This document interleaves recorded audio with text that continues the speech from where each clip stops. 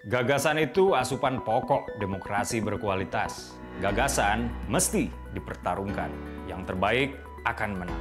Semakin banyak politik gagasan mengisi panggung, politik identitas tak punya tempat bernaung. Simak Gagasan UKI. Assalamualaikum warahmatullahi wabarakatuh. Salam sejahtera untuk kita semua. Om Swastiastu, Namo Buddhaya, salam kebajikan. Teman-teman, kemarin banget jagat politik nasional heboh karena kisruh yang terjadi di tubuh Koalisi Perubahan yang mengusung Anies Baswedan. Koalisi yang diisi oleh Nasdem, Demokrat, dan PKS ini tiba-tiba mengejutkan publik dengan manuver Pak Surya Paloh yang secara tiba-tiba melaporkan kepada Presiden Jokowi bahwa Anies akan dipasangkan dengan Ketua Umum PKB Cak Muhaimin Iskandar.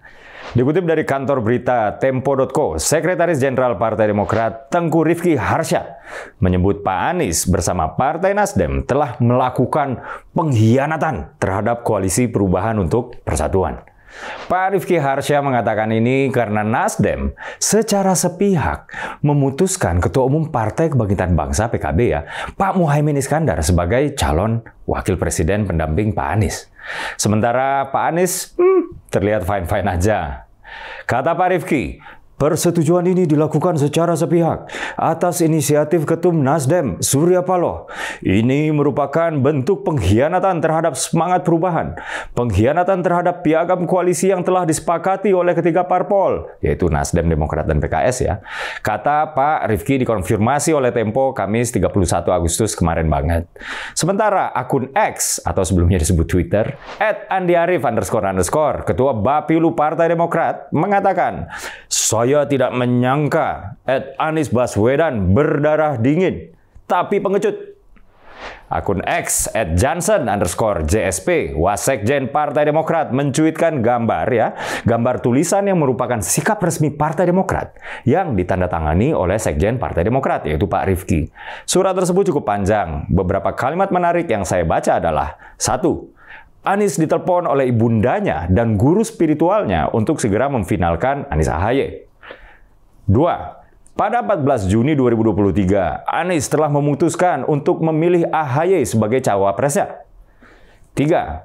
Hingga pada tanggal 25 Agustus 2023, Anies melalui surat yang ditulisnya dengan tulisan tangan yang ditandatanganinya yang meminta AHY sendiri untuk jadi cawapresnya. Lalu terkait pencawapresan Caimin oleh Nasdem, Demokrat menyebutnya sebagai pengkhianatan terhadap semangat perubahan, pengkhianatan terhadap piagam koalisi, dan pengkhianatan terhadap permintaan Anies Baswedan.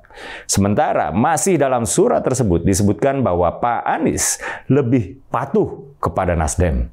Nggak jelas nih, di sini maksudnya Pak Anies itu lebih patuh kepada Nasdem dibandingkan siapa. Mungkin maksudnya Anies patuh ke Nasdem melebihi patuh ke Demokrat, mungkin. Pertanyaannya, apakah Anies dan Nasdem yang mengkhianat atau Demokrat yang terlalu memaksakan Mas AHY? Demokrat yang memiliki ambisi berlebih untuk mencawapreskan Mas AHY. Ya, semacam harga mati lah. Kalau cawapresnya bukan Mas AHY, kita pergi nih. Nah, begitulah kira-kira kalau kita sederhanakan kalimatnya. Dari sudut pandang Nasdem, sejak awal Nasdem sebagai deklarator pertama pencapresan Anies Baswedan memang sudah kasakusuk mencari bacawa pres yang merupakan tokoh Islam moderat, terutama tokoh NU. Nama Khofifah, Gubernur Jawa Timur, pernah digadang-gadang oleh Nasdem. Namun Bu Khofifah menolak. Nama Yeni Wahid, tokoh Gus Durian, juga pernah dideketin sama Pak Surya Paloh-nya langsung. Namun ditolak Mbak Yeni. Belakangan Caimin, yang merupakan Ketua Umum PKB yang memiliki latar belakang NU yang cukup kuat, terlepas dari segala kontroversinya menjadi pilihan Nasdem. Saya dapat memahami manuver politik Nasdem karena reputasi bapak politik identitas yang sudah kadung melekat pada Pak Anies.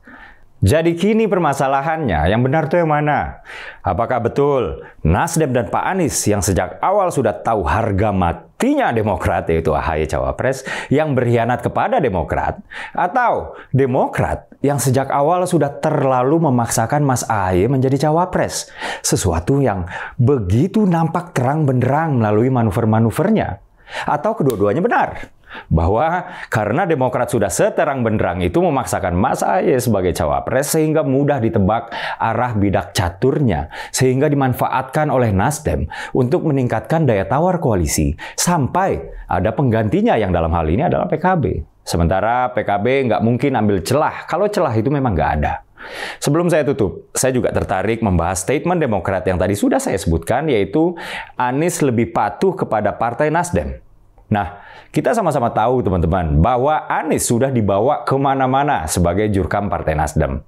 Kita juga tahu Nasdem sudah memberikan panggung-panggung besar, mahal kepada Anies. Lalu apakah ini yang menjadikan Anies lebih patuh kepada Nasdem? Lalu kalau pendukung Anies sering ngatain Pak Ganjar petugas partai, maka Anies itu apa? Pesuruh cabutan partai? Atau jurkam outsource-nya Partai Nasdem? Akhir kata, saya sudah pernah katakan di video gagasan UKI sebelumnya bahwa koalisi perubahan ini adalah koalisi yang sangat rapuh karena tingginya kepentingan elektoral masing-masing partai yang tergabung di dalam koalisi, melebihi kepentingan ideologis. Mengutip penulis inspiratif dari Amerika Serikat, Jackson Brown, "Opportunity dances with those who are already on the dance floor." Peluang berdansa bersama mereka yang sudah berada di lantai dansa. Saya Dede Prayudi, wassalamualaikum warahmatullahi wabarakatuh.